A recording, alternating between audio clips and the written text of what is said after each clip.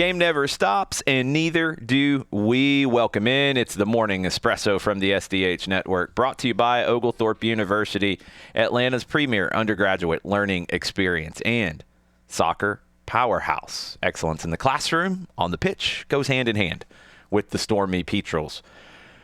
We try to do the same here on the SDH Network, maybe except for the classroom part of it. This morning in the Morning Espresso, your MLS playoffs, 6 for 6 for the home teams. Real Madrid, they have the bragging rights in El Clásico and in Spain. And yes, there were fireworks. Juventus, they this morning have pressed the reset button. Liverpool wobbling, maybe free-falling. And then we're going to bounce around from Scotland to South America, the full emotional range of the world's game. I'm Jason Longshore. Grab your cup. This one's strong. Let's go. MLS playoffs. 6 games in. All host teams have won. Two wildcard wins, 4 openers in the first round, won by the home team. The momentum, the atmosphere, the familiarity, it's been the formula so far for these matches. Let's start in the Eastern Conference. Philadelphia, hey, they had to suffer here. They nearly blew it. They were up 2-0 against Chicago. Jack Elliott hit the goal of his life, a goal he's probably never even dreamed about, outside of the right foot, slicing away from Andre Blake into the side netting in front of his former fans in Philadelphia. That sent it to the penalty shootout. Both goalkeepers, Chris Brady and Andre Blake, they make saves in the first round. Joel Waterman puts one off of the crossbar. Jesus Bueno, he buries the decisive kick. It was a really good penalty from Bueno, just stone cold. And that ultimately does it for Philly. Subaru Park exhaled. It wasn't pretty. That's kind of typical when it comes to the Philadelphia Union. Yes, I'm petty. You guys know this by now if you've ever heard my radio calls or any of my conversations about the Philadelphia Union. I don't love their style of play. I give them tons of credit for getting this one done. Playoffs, it's about winning. And Philadelphia gets it done here under Bradley Carnell.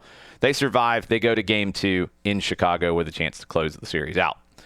Vancouver, dominant, 3-0 win over Dallas. Never even really looked close. Vancouver racked up a huge edge in shots. Emmanuel Sabi was basically unplayable on the wing, drawing fouls, creating chaos. Thomas Muller calmly converted the penalty that sealed it. Whitecaps look like a team that can go all the way. I think it's going to come down to Vancouver and LAFC in the West. I think LAFC is going to win it all. I've said that for most of this month, honestly. I said it when Atlanta United went out there back at the beginning of the month. I think LAFC is the favorite to win MLS Cup. I'm pretty convinced of that. Vancouver, though, is going to push them for sure. San Diego might push them as well. The expansion darlings, a 2-1 win over Portland. Oni Valakari and Anders Dreyer with the goals in the first half hour. Portland made them sweat, though. Came back, made it 2-1. Was a battle the rest of the way. The atmosphere, though, in San Diego at the Murph Dragon, as coined by Adrian Garcia Marquez. Love his work. If you have not listened to the home team radio calls from San Diego, just amazing. One of my favorites in the league. No question about it. Darren Smith was with him yesterday on the call, and so many references and so many just hilarious things that AGM says, but also the passion, the love of the game. It's a ride, and it's just one of my favorite experiences in the league. So you won't have that next time. The Portland radio crew do a great job as well. It's been great to hear the home team radios during this. Dave Leno for Philadelphia heard that yesterday driving back from the Georgia State match. Just great work, great passion. I love hearing the radio crews getting the chance to shine on Apple TV, on Sirius XM FC. Just obviously I'm a little biased. I love the feel of a radio call, but AGM in San Diego at the Murph Dragon, one of my favorites. The way everything felt in San Diego feels like this club is 10 years old, not 10 months old. Only question, though, is Chucky Lozano. He did not play. He was there. He was not dressed. Still on the outs after the locker room blow up in Houston when he was substituted. We're going to come back to another blow up after being substituted in El Clásico in just a bit. Coach Mike Iveris, though, after the game said that everything is being done correctly. Herving is doing everything correctly. He's close to returning. He should be back in the mix for the Portland match, second leg.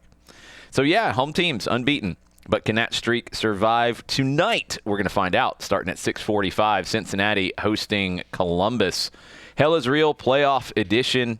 This is one of the great rivalries in Major League Soccer. It's at TQL Stadium tonight. Columbus came back to win the Eastern Conference Final in this building in the past. Pat Noonan's team, they're different, though. They've evolved a little bit here. Kevin Danke, Evander, this is a good attacking team in Cincinnati, and I think they're a little more robust than maybe they've been in the past.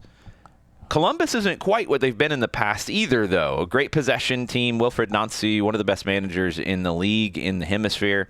Darlington Nagbe's in the last year of his career. He still dictates tempo, maybe not quite as effectively as he has in the past. Diego Rossi, one of the best attackers in this league. Max Arfston has grown up in front of our eyes in Columbus. I love the way Columbus approaches games. It's a style of play that I really enjoy.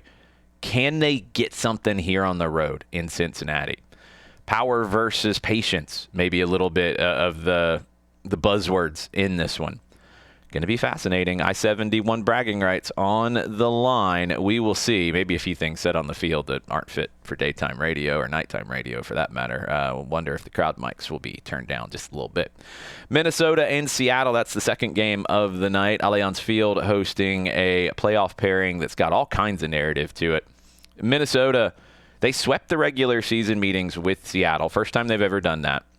Eric Ramsey's side is going to sit back and defend. They're going to give you a lot of possession, but they're going to be dangerous with those vertical bursts up the field. Seattle, it feels like they come to life when you get towards the end of the season. 15 straight playoff appearances. That's dynasty kind of consistency. Brian Schmetzer, he's got veterans like Jordan Morris, Albert Rusnak to set the tempo. Yamar, who has consistently been, in my opinion, one of the best defenders in the league and doesn't get enough credit. This is a really good Seattle team. Kelvin Yalboa and Tanya Olawashe for Minnesota. They are a problem going the other way for the Loons. Minnesota's going to look to hit on the counter. Seattle's going to try to suffocate that and get something going the other way. Feels like a one-goal kind of game. Feels like a very tight, hopefully classic, but it might be a bit of a slow chess match. Can Seattle or Columbus be the first to win a playoff road match this season? We're going to find out.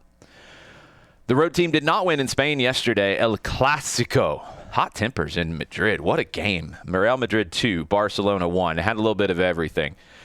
Goals, controversy, scuffles, post-match fallout. You had VAR get heavily involved. I'm still a little baffled by taking away a penalty from Real Madrid in the very early going.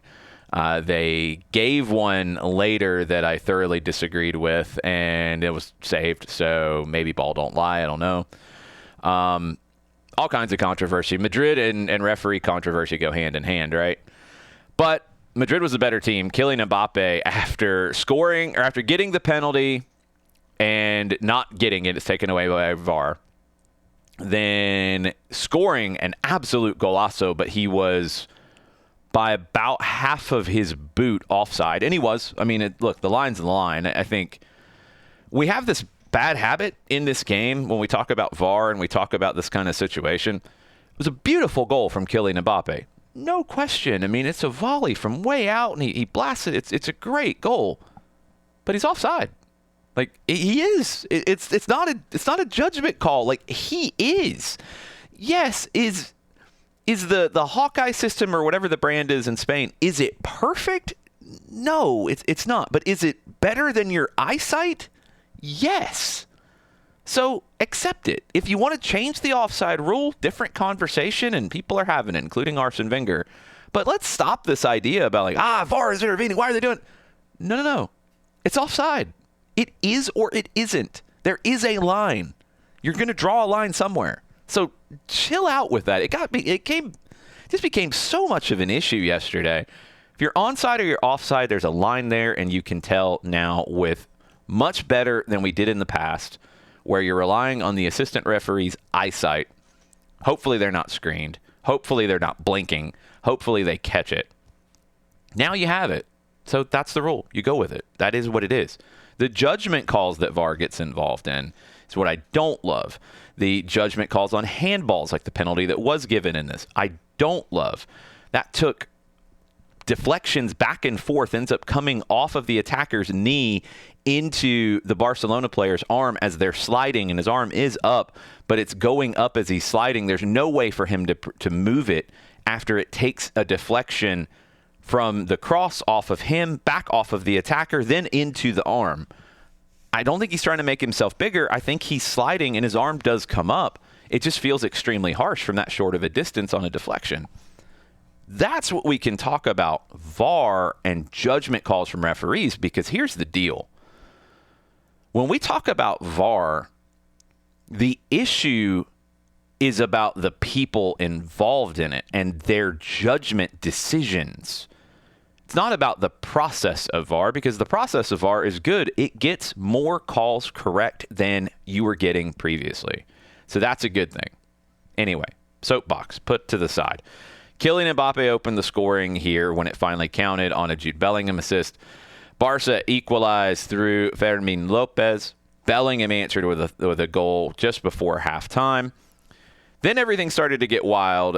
Vinny Jr. was substituted in the second half. He said some things that I can't repeat. A couple things that I think are really foul. He said those to his manager, Xabi Alonso, who's like, come on, Vinny, just get off the field. Then he went to the locker room. He said some things as the zone was able to isolate him on camera. Said some things like, it's always me, blah, blah, blah, like I should leave. This is a problem. This is a big problem. Could be a fine. Probably should be a fine. It was a really bad reaction from Vinny Jr. Then, late in the game, Pedri picks up a red card. It's a reckless challenge. I think he's a little frustrated also. Just a bad decision at that point in the match. You get the bench is emptying. You get tempers flaring. The final whistle's right after that.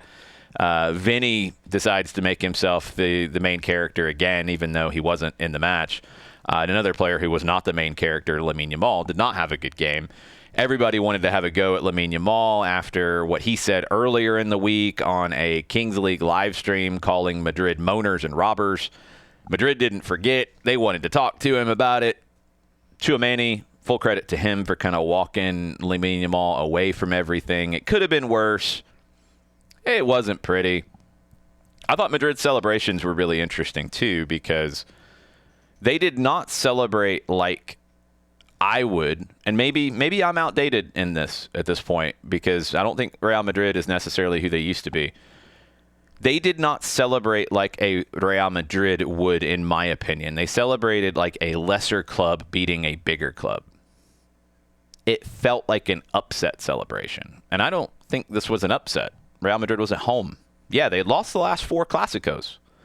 But they were at home. They were favored. They should have won. They did. They were the better team. It felt a little odd. And not the trash talking. I don't care about that. Lamine Yamal popped off. It got thrown back in his face. That's fine. It was the celebrations after that it felt a little odd. It felt a little bit, and maybe it is coming from more of the chip on the shoulder kind of idea, and this is trying to be a motivating factor for this team going forward. Maybe it can be spun into that. But it felt like an upset kind of celebration rather than a favored team winning. I don't know. Keep an eye on it. It's weird. I'm going to keep an eye on Vinny Jr. and Xabi Alonso as well. He said all the right things afterwards. Xabi did. I confirmed he talked privately about the reaction. Kind of tried to move on from it quickly. Whatever's going on with that. Madrid looked ruthless again. You got 12 wins and 13 across all competitions. 5-point cushion in La Liga. Jude Bellingham healthy after people were trying to say that he had a bad start to the season. Dude was injured. He had shoulder surgery after the Club World Cup. Give him a little bit of time. I mean, come on, man. Sometimes we just get into these things that don't make sense. Bellingham is playing well. Mbappé is playing well. This is a good team right now, and it's terrifying for everybody else in Spain and in the Champions League.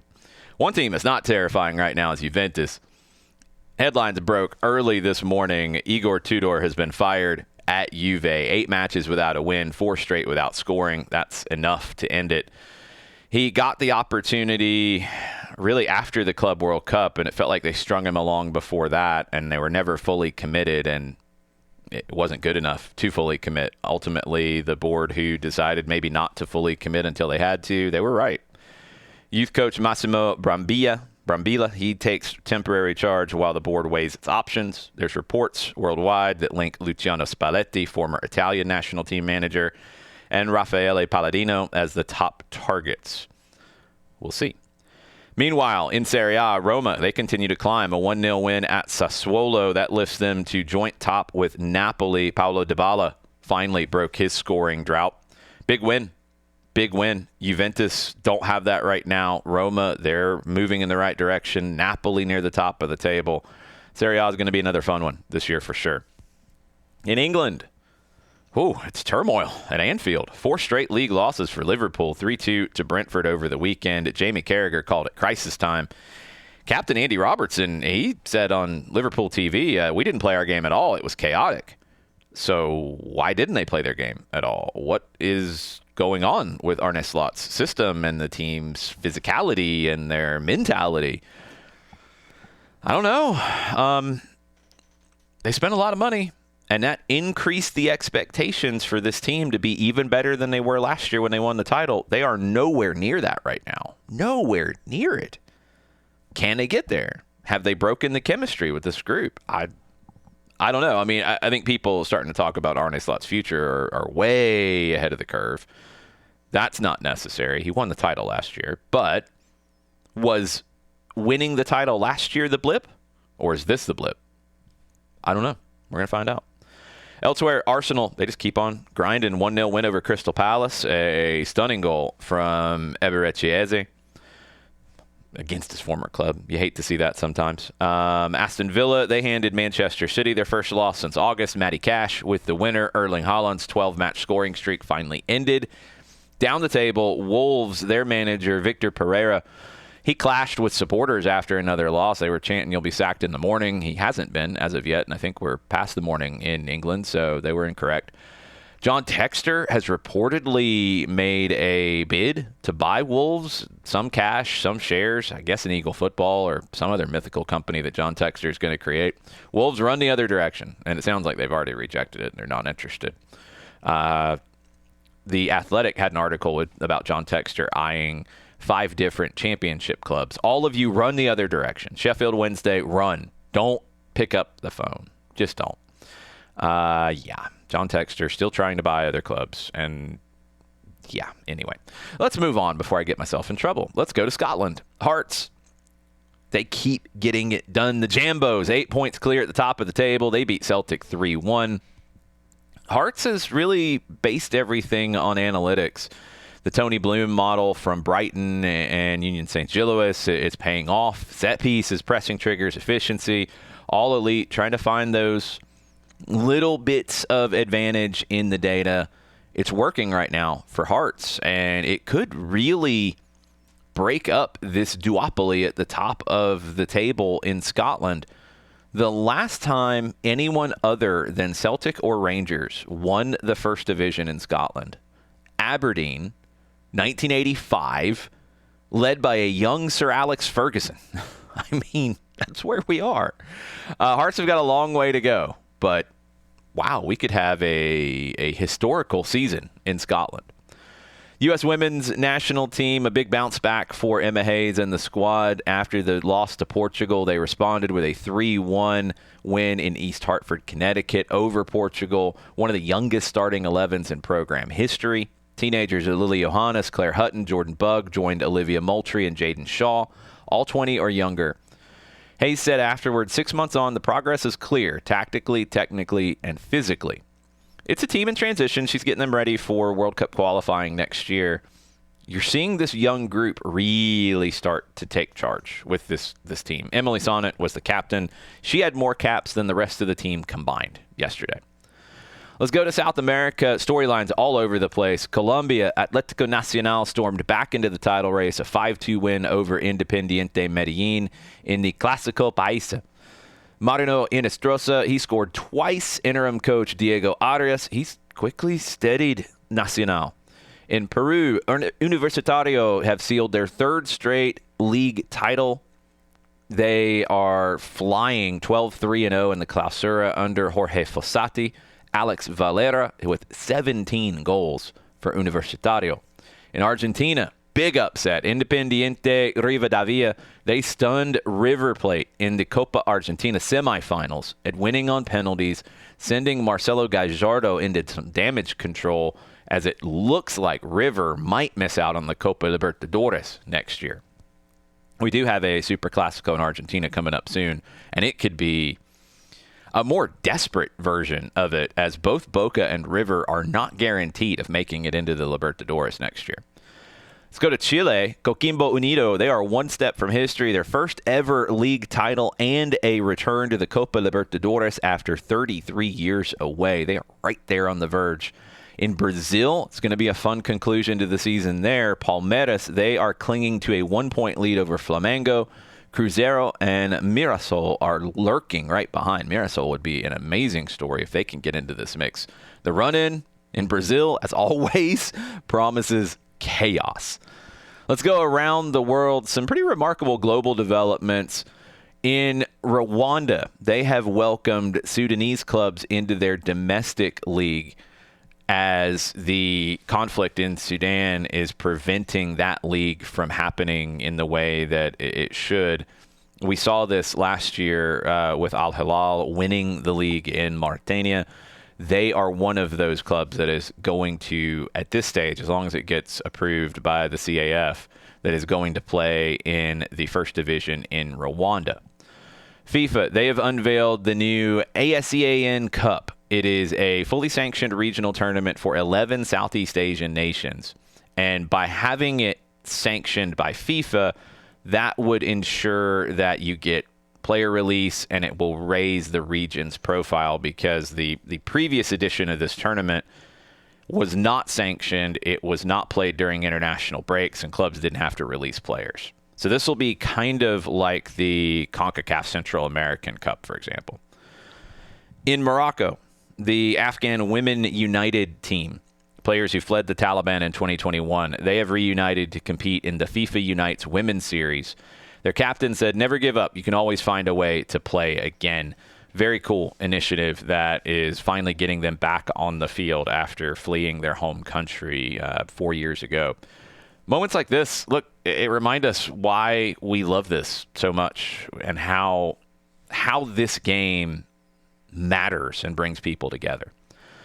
So we've talked MLS playoff drama, South American title races, the intensity of El Clásico. All of that just shows you that the world's game connects every single corner and every single one of us, the fans, the people who love it.